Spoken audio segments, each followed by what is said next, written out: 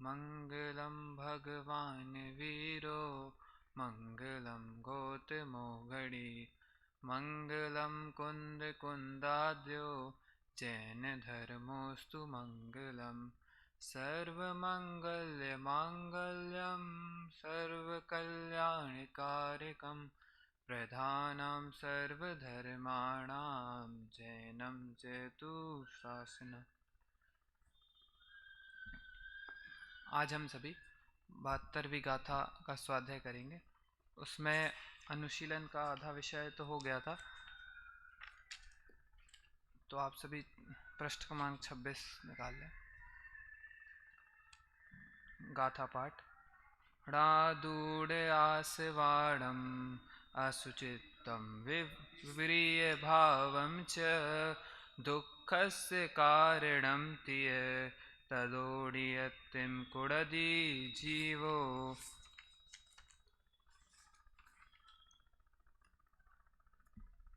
पद्यानुवाद। इन आश्रवों की असुचिता विपरीयता को जान कर आत्म करे उनसे निवर्तन दुख कारण मान कर। तो हमारी चर्चा आश्रमों पर चल रही थी। कैसे कि अपन ने ये जाना था कल कि जो आश्रम हैं वे सभी विपरीत हैं, मतलब वे आत्मा से विपरीत हैं और दुख के कारण हैं।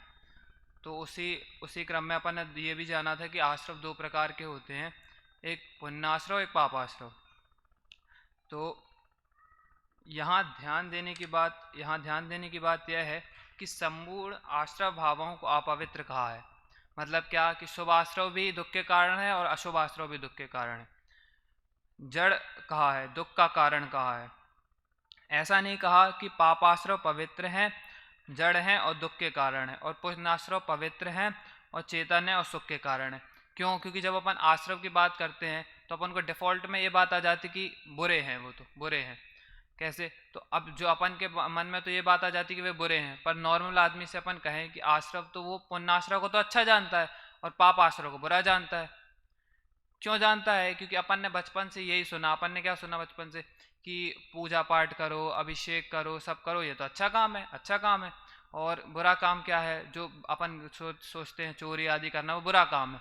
पर धर्म में क्या बताया है कि वास्तव में पुण्याश्रव भी दुख का कारण है, पाप आश्रव भी दुख का कारण है। क्यों? क्योंकि जो पुण्य आदि से अपन को देवगति मिलेगी, तो लोग सोचते कि यार अपन को देवगति मिलेगी तो वहाँ सुख होगा, पर अपन होंगे तो संसार में ही।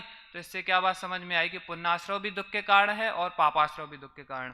तो यहाँ यही बात स्पष्ट है कि दुखों के कारण है और पुण्याश्रव पवित्र हैं, चेतन है और सुख के कारण। ऐसा यहाँ नहीं लिखा। पापाश्रव को तो सारा जगत ही दुख का कारण बताता है। कि अपन जैन धर्म के लोग तो ऐसा बोलते हैं, आप बाहर के लोग से भी बोलो तो वे ये कहेंगे कि यार पाप तो करना ही नहीं चाहिए, वो तो गलत काम है। पर अपने यहाँ क्या बोला कि जो पुण्य है वे भी गलत काम है। क्यों? क्योंकि वह अपन को घूम फिर के संसार में ही लगा देने वाला है, इसलिए उसे दुख का कारण बताया। इस प्रकार अब आगे देखते हैं कि पुण्य भावों को दुख का कारण बताना तो ठीक है, कि पुण्य भावों को दुख का कारण बताना तो ठीक नहीं है। क्यों नहीं है? क्योंकि पुण्य से तो भाई अच्छा भोग सामग्री मिलती है ना, अनुकूलता मिलती है ना, तो उसको अपन कैसे आप बोल सकते हैं पुण्य करना गलत है? तो अब आगे बताते हैं, क्योंकि वे तो सुख का कारण है और उन्हें तो आगम में भी सुख का कारण बताया, कि आगम में भी बताया कि पूजन अभिषेक आदि तो करना चाहिए, वो तो अच्छे काम है। क्यों है? वहाँ इस अपेक्षा से बताया कि पाप आदि में मन ना लगे, उससे अच्छा है कि अपन को पुण्य आदि कार्यों में लगे। अब जैसे मोक्ष मार्ग प्रकाशक में क्या आता है कि सबसे अच्छा तो है कि कोई स्त्री का विवाह ना हो, वह ब्रह्मचर्य धारण कर ले। पर अगर ब्रह्मचर्य ना पल रहा हो तो उससे अच्छा है कि अच्छा वर देखकर शादी आदि कर दिया जाए। तो उस अपेक्षा से बताया कि पाप आदि में कार्य लगने से अच्छा तो पुण्य में लगे। पर अगर कोई व्यक्ति पुण्य आदि में ही अटका रह जाए, पुण्य आश्रय कोई यही मान ले कि यही मुक्ति का कारण है, तो ये गलत है। तो वहाँ ऐसी बात करी कि अरे भाई, जिस सुख का कारण उन्हें बताया है वह सुख भी तो वास्तव में सुख नहीं है। अपन जिसको अभी तक मान रहे थे कि ये सुख है, अपन ये करेंगे तो अपन को स्वर्ग आदि मिलेंगे, वहाँ बहुत भोग सामग्री होगी। अपन ने सुख को कैसा मान लिया कि जैसे जो व्यक्ति के पास ज़्यादा भोग है वह सुखी है, अपन कैसे मानते कि यार वो तो बहुत अमीर है, उसके पास तो बहुत पैसे हैं, तो क्या वो सुखी हो गया क्योंकि उसके पास बहुत अधिक सामग्री है। तो अपन ने सुख से तो ये बात मान ली। वैसे ही अपन क्या सोचते हैं कि जो देवादि गति है वहाँ तो बहुत भोग सामग्री है, तो वहाँ बहुत सुख होगा, और पुण्य करेंगे तो स्वर्ग की गति मिलेगी। तो वहाँ भी बताया कि जो स्वर्ग आदि में भी होते हैं वहाँ के जीव भी दुखी हैं। कैसे दुखी हैं कि वहाँ पद चलता है कि ये मेरे से और, इसके पास और भोग सामग्री है, और भोग सामग्री है। तो जिनके पास भोग सामग्री नहीं है वे दुखी देखे जाते हैं। और वहाँ तो ऐसा भी होता है कि जो नीलांजना आदि हैं उनको पता था कि मेरी मृत्यु होने वाली है, फिर भी उनको जाने नृत्य करने जाना पड़ा।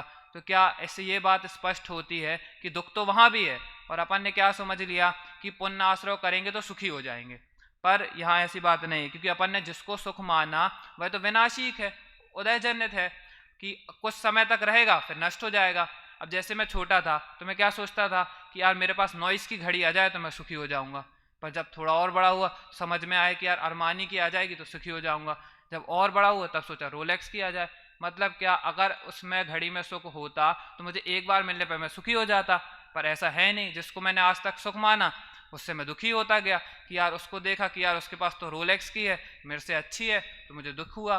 तो ऐसे क्या समझना, जिसको मैं अभी तक सुख मान रहा था वह वास्तव में सुख नहीं था, अब सुख नहीं है, दुखी है। पंचेंद्रियों के भोगों को ही सांसारिक सुख कहते हैं, कि जिसके पास ज्यादा भोग है वो ज्यादा सुखी होगा, पर वह तो वास्तव में सुख नहीं है, दुखी है, सुख नहीं है। यदि वह वास्तव में सुख हो तो फिर उसे त्यागने की बात शास्त्रों में क्यों आई?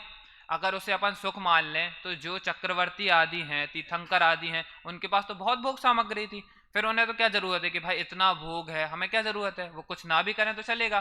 पर जब उनने त्यागने की बात करी मतलब उसमें सुख नहीं होगा।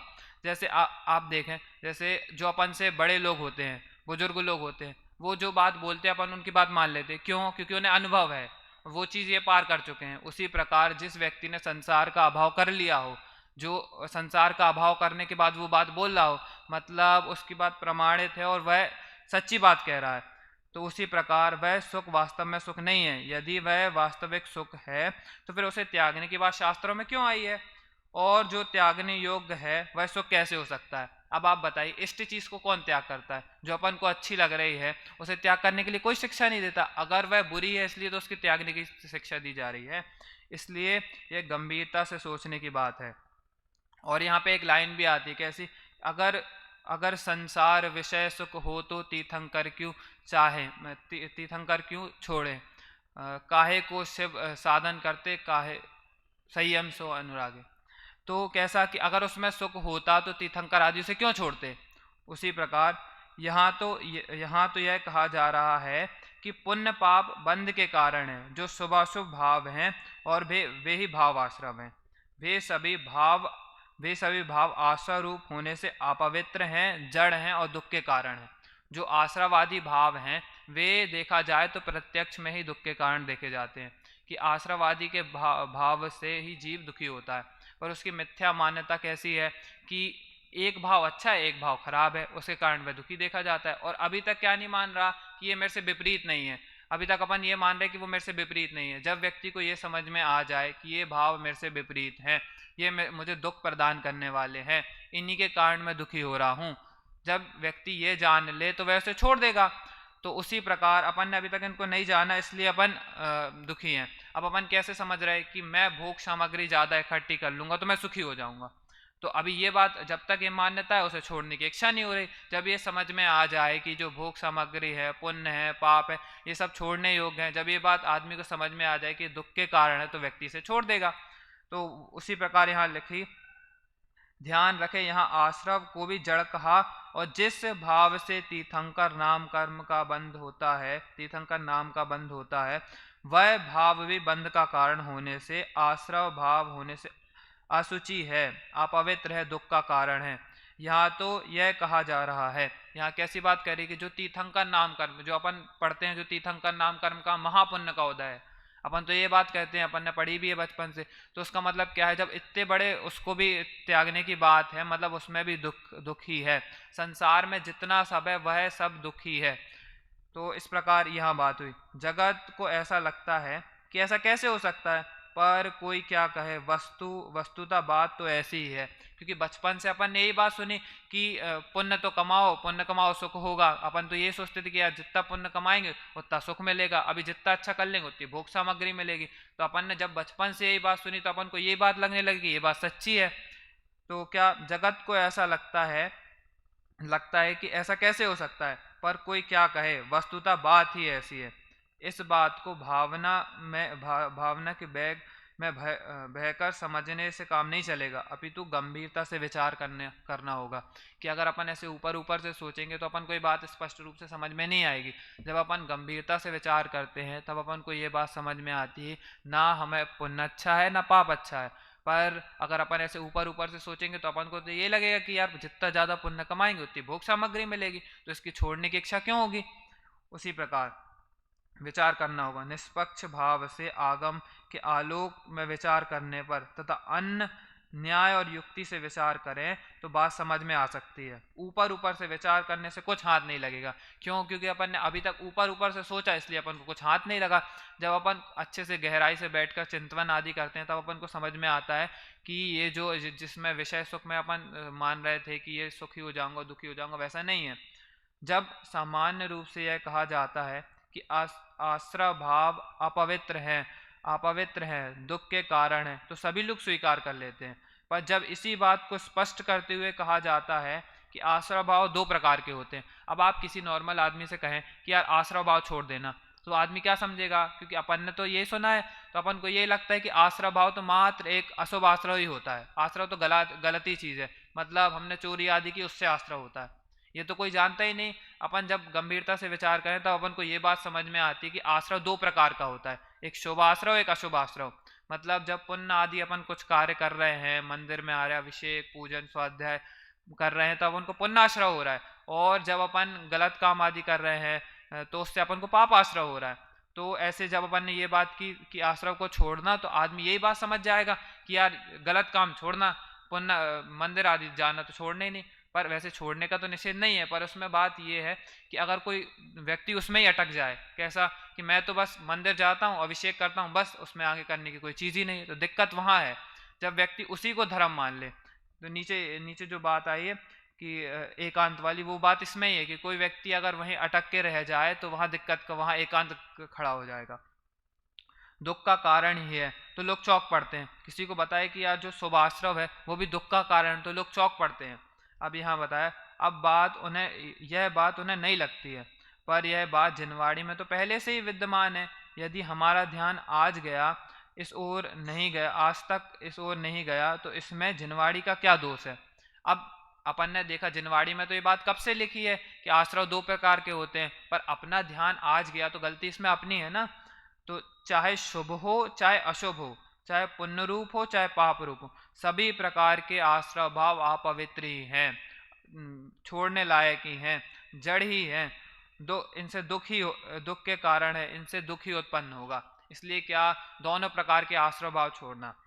यहाँ तो डंके की चोट पर यह बात कही गई है कि जो दोनों प्रकार के आश्रय भाव हैं वे दोनों छोड़ने योग्य हैं।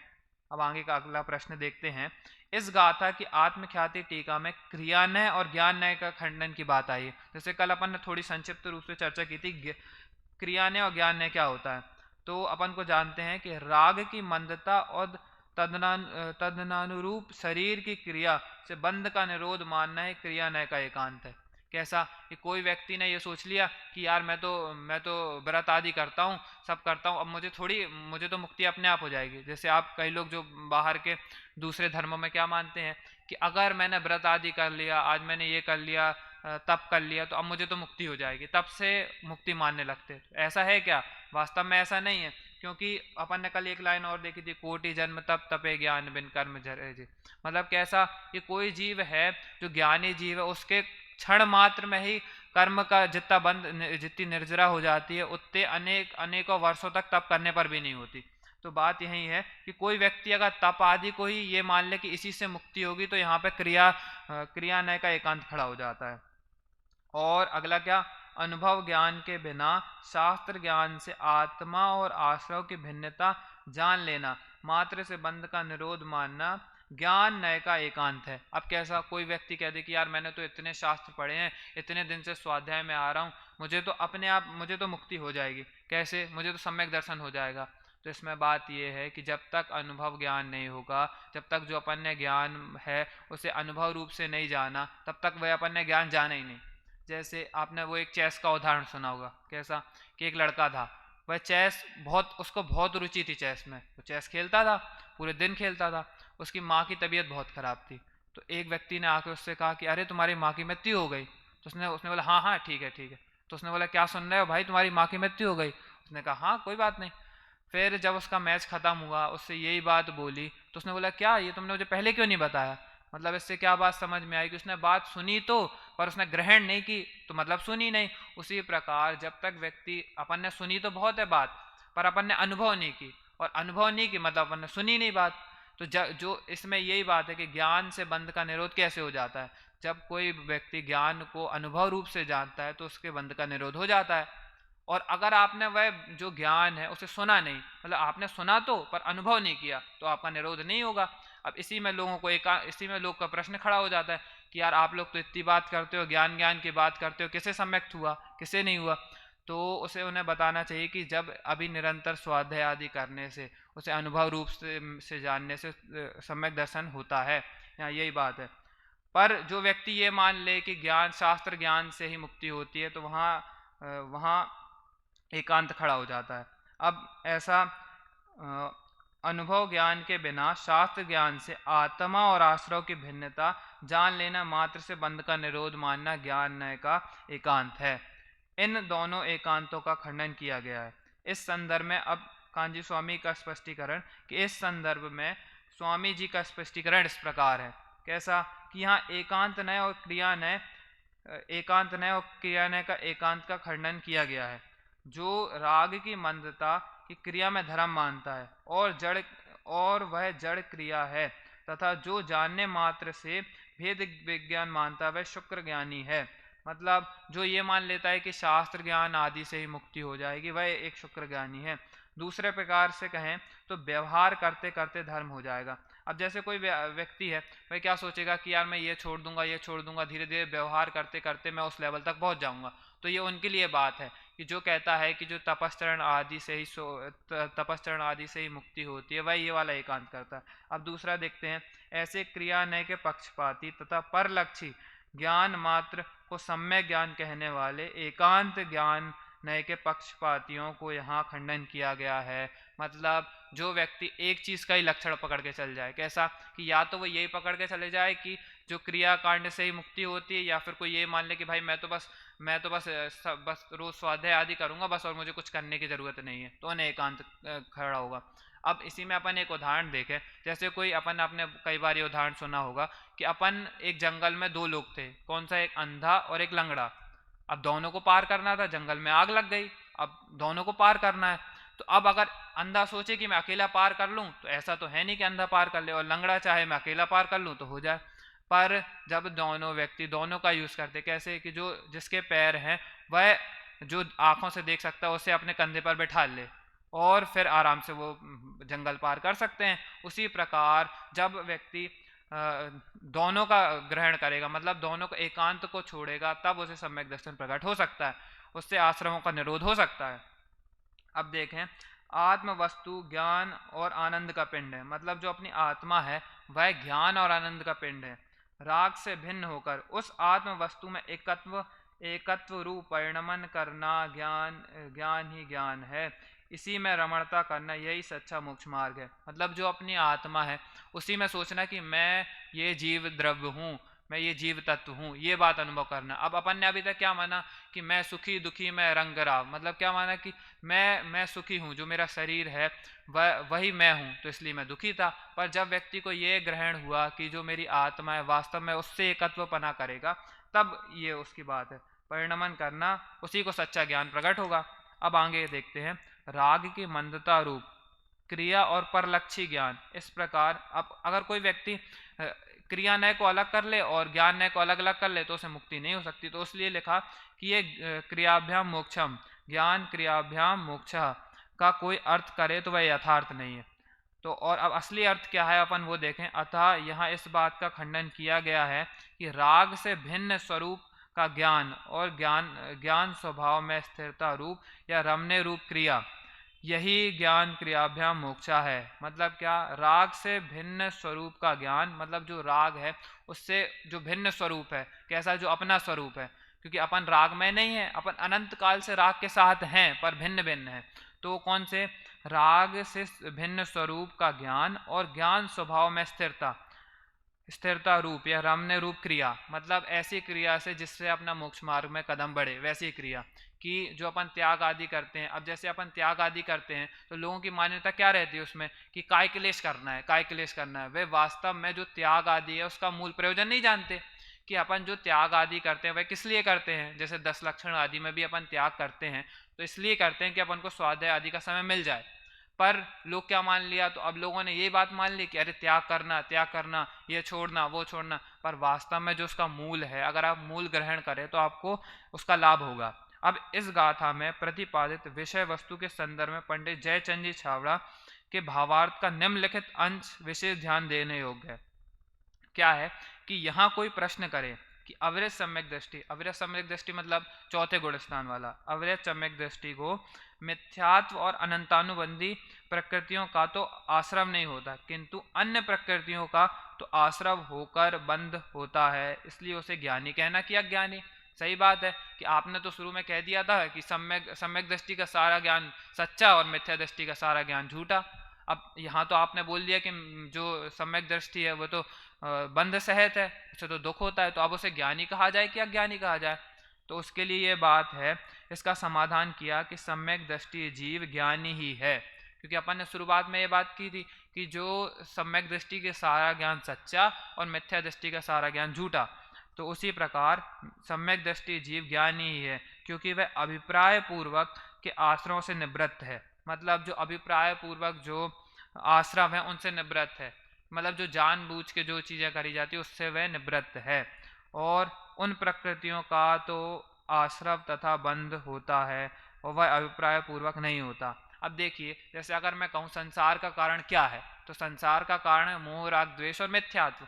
तो जिस व्यक्ति ने मिथ्यात्व आदि का नाश कर दिया हो तो उससे संसार का नाश हो जाने वाला है। जैसे आप एक उदाहरण लीजिए कि आपने बैंक से लोन लिया, अब आपने 1 लाख का लोन लिया और 99,000 का लोन चुका दिया, 99,000 रुपये दे दिए।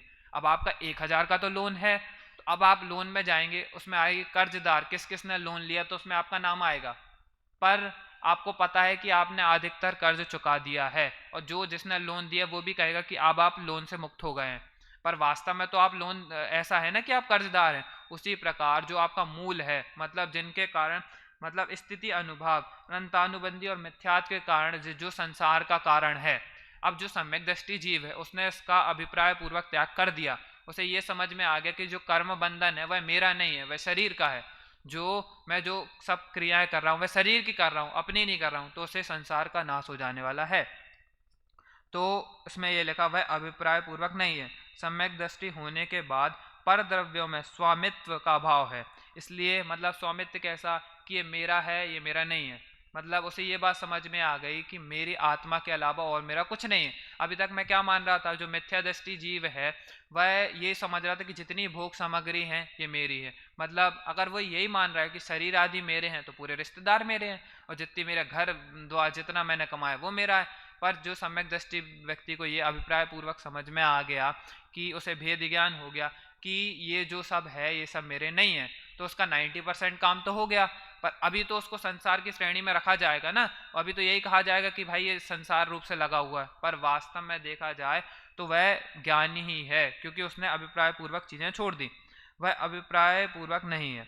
अब सम्यक दृष्टि होने के बाद पर द्रव्यों से स्वामित्व का अभाव हो जाता है, इसलिए जब तक उसे चारित्र मोहिनी का उदय रहेगा तब तक उसके उदयानुसार जो आश्रव बंध हैं वो तो होते रहेंगे, कि भाई जो उदय के अनुसार उसके जो आश्रव बंध है वो तो होते रहेंगे, होता है, और उसका स्वामित्व उसको नहीं है। पर उसे ये पता है कि जो बंध आदि हैं ये मेरे नहीं है, उसको पाप बंध तो होगा पर उसे ये बात समझ में आ रही है कि जो जो बंध हैं वो सब मेरे नहीं है, उसे ये बात समझ में आ रही। अभिप्राय में तो वह आश्रव बंध से सर्वथा निवृत्त ही होता है, इसलिए उसे ज्ञानी ही कहा गया। तो जो यह कहता है कि ज्ञानी को बंध नहीं होता, उसका कारण इस प्रकार है कि अपन ने कई जगह अपन ने ये भी सुना ना कि यार ज्ञानी जीव को, तो अपन ने ये भी सुना है कि ज्ञानी जीव को बंध नहीं होता। तो उसके लिए बात आई कि मिथ्यात्व संबंधी जो कि अनंत संसार का कारण है, मतलब जो सम्यक दृष्टि जीव है जिससे मूल संसार चलता है, उसे वो वाले कर्म नहीं होते। मतलब कौन से? अनंतानुबंधी, जो अनंतानुबंधी है, जिसके कारण संसार की रचना होती है, मोह राग द्वेष है जिनके कारण संसार की रचना होती है, वो वाले कर्म जो हैं वो सम्यक दृष्टि को जीव को नहीं होते, इसलिए उसे ज्ञानी कहा गया। और जब उसे ये वाले कर्म नहीं होते तो इससे ये बात स्पष्ट होती है कि उसे कर्म बंधन नहीं होता। तो इसमें अपेक्षाएं हैं। तो इसमें क्या कहा कि मिथ्यात्व संबंधी जो कि अनंत संसार का कारण है, वही यहाँ प्रधान रूप से विवक्षित है। अब यहाँ पे ये बात गौण रूप से कही गई कि जो दूसरे वाले कर्म है उनको गौण कर दिया गया और उसको मुख्य कर दिया गया। तो इस अपेक्षा से कहा गया कि उसे कर्म बंधन नहीं होता। कर्म बंधन तो होता है। अब अथवा दीर्घ संसार का कारण है, इसलिए वह प्रधान नहीं माना गया। अथवा तो ऐसा है कि ज्ञान बंध का कारण ही नहीं है। जब तक ज्ञान में मिथ्यात्व का उदय था तब तक वह ज्ञान अज्ञान था। अब अपन ने जो ज्ञानी और अज्ञान की डेफिनेशन कैसी बनाई थी कि जिसको मोह राग द्वेष है उसका ज्ञान अज्ञान है, और जब जिसको मोह राग द्वेष नहीं है, जिसका एकांत रूप से थोड़ा सा त्याग हो गया, वो ज्ञानी जीव है। तो उसे बताया गया उससे जो कुछ चारित्र मोहनी संबंधी विकार है उसका वह स्वामी ज्ञानी नहीं है, क्योंकि विकार जो है वह बंध रूप है और बंध का कारण है। वह तो बंध की पंक्ति में है, ज्ञान की पंक्ति में नहीं। इस अर्थ का सामान्य रूप से कथन आगे गाथाओं में आएगा।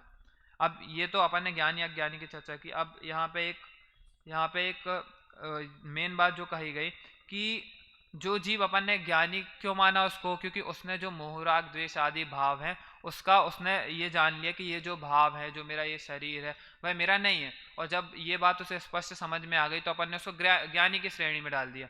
और जो व्यक्ति है जिसको ये समझ में नहीं आ रहा है, कि उसे ये लग रहा है कि मैं सुखी दुखी मैं रंग कराव, मतलब क्या कि मेरा जो ये शरीर आदि है ये मेरा है, उसको अपन ने अज्ञानी मान लिया।